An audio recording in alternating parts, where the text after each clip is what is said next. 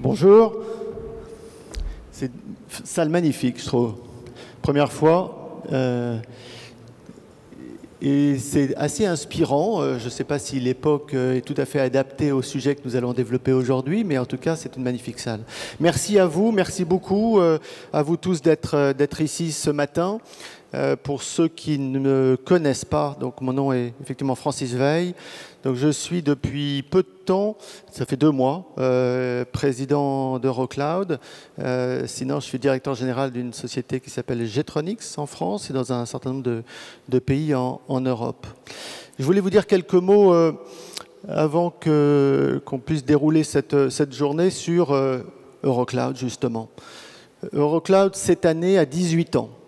C'est un âge important, on l'a tous vécu, on sait ce que c'est.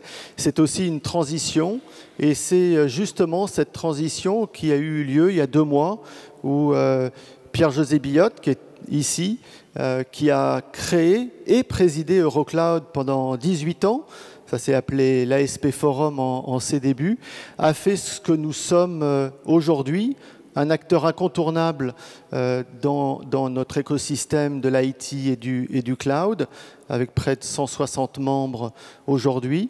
Un acteur incontournable aussi vis-à-vis des pouvoirs publics. La présence de Mounir Majoubi tout à l'heure, de M. Verdier entre autres, en est la démonstration. Et je tenais, Pierre-José, parce que je suis le 2e président d'Eurocloud, et certainement pas le dernier. Je n'ai pas vocation à rester 18 ans, moi. Je tenais à te remercier pour les administrateurs, pour les membres et pour notre industrie de ce que tu as accompli. Merci beaucoup pour ça.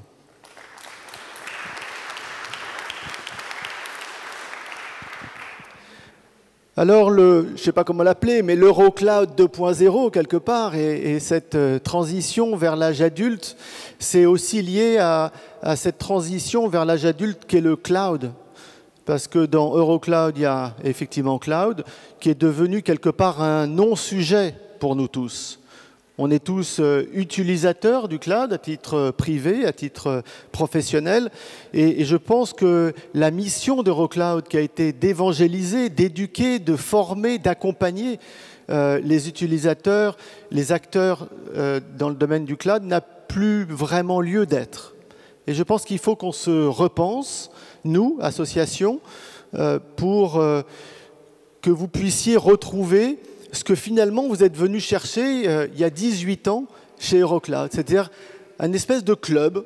Et moi j'aime bien cet esprit club avec la notion d'ouverture aussi que ça représente, de lieu de rencontre, de lieu d'échange, de lieu de partage, ou un peu comme l'auberge espagnole, on y trouve aussi ce qu'on y apporte. Donc la motivation des membres compte évidemment très fortement. Mais il faut contribuer, et pour ça, il y a des plateformes de contribution qui existent chez nous, il y a des commissions qui existent sur différentes thématiques juridiques. On a organisé une conférence sur le GDPR il y a quelques mois qui a eu un énorme succès avec plus de 500 participants. Nous organisons demain aussi une conférence, enfin un petit déjeuner sur le Cloud Act demain matin. Donc on fait aujourd'hui beaucoup appel à vos connaissances pour construire et partager. Et aussi évidemment apprendre, parce qu'on est là pour apprendre et partager. Et la notion d'influencer, qui est le 4e pilier, et évidemment en tant qu'association professionnelle, on ne va pas l'oublier.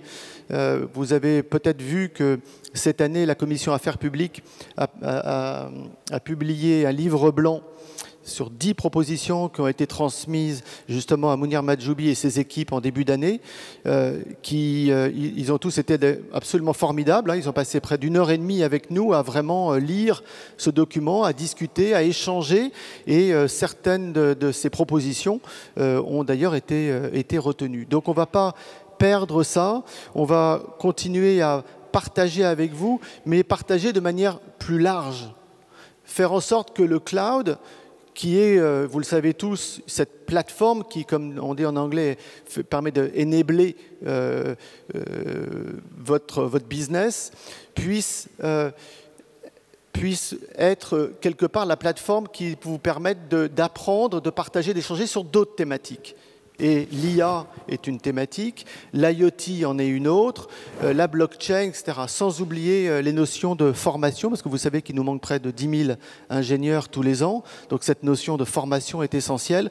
Donc en conclusion, c'est un petit peu ça le cloud que nous, enfin l'Eurocloud que nous souhaitons pour demain.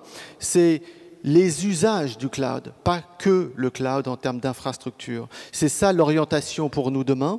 La commission IA a déjà démarré, la commission IoT est en train de se mettre en place et je vous attends pour nous aider à constituer les commissions sur les autres sujets que j'évoquais autour de la blockchain par exemple et ces sujets de formation. Donc, venez nous rejoindre. Mon pari, c'est que Eurocloud, qui compte aujourd'hui 160 membres, compte 300 membres à horizon 2020. Ce n'est pas un pari fou. On s'élargit vers les ESN. Ce matin, un grand ESN qui est présent dans cette salle m'a confirmé qu'il allait venir nous rejoindre. Je le remercie. C'est le premier d'une vague qui va arriver parce que les ESN, les utilisateurs, les grands usagers des infrastructures cloud ont besoin de comprendre les enjeux de ces nouvelles technologies et le lien avec ces infrastructures. Et on va redevenir cette plateforme indispensable dans l'écosystème français pour, encore une fois, partager, échanger tous ensemble. Donc, venez, encartez-vous, vous êtes les bienvenus. Et je suis là toute la journée, d'ailleurs, rien que pour ça, rien que pour vous. Merci beaucoup.